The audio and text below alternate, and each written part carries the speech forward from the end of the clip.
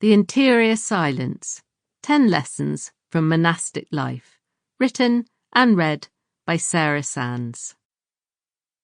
To Tilly, for teaching me by example. Preface. On a winter's day, in which the sky hangs like a flat sheet over Norfolk, I look out at the remains of a 13th century monastery wall in the field at the edge of my garden. Yew trees and ivy form a dark green curtain around the chalk grey stone. There are 2 stone windows in the shape of a 4 and a 6-leaf clover, and some smaller holes beneath. Sometimes jackdaws dart out of these holes, and earlier in the year I heard harsh squeals.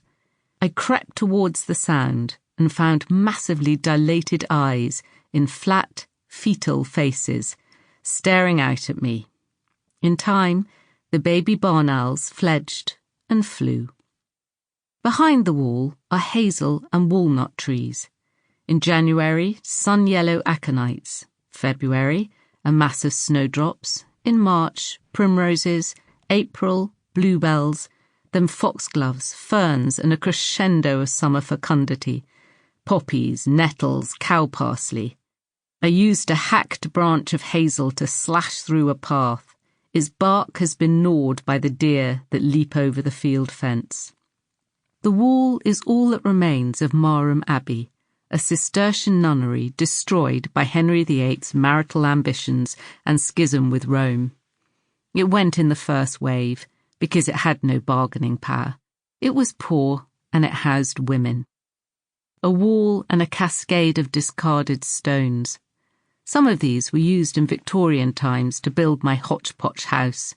I have kept various larger pieces of masonry as doorstops, and on the mantelpiece are a couple of glazed tiles, one pattern worn to yellow on a russet background. The shape could be many things, but I trace it as an oak tree.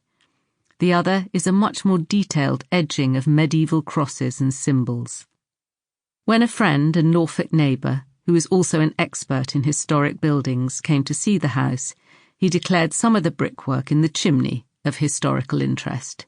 It was Tudor, retained by the Victorian builders. There was nothing else of note. I remember the term whenever I become too enthusiastic about the place.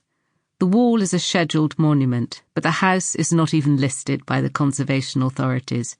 Henry VIII certainly found nothing of note here. The total loot was worth less than £46. Sample complete. Ready to continue?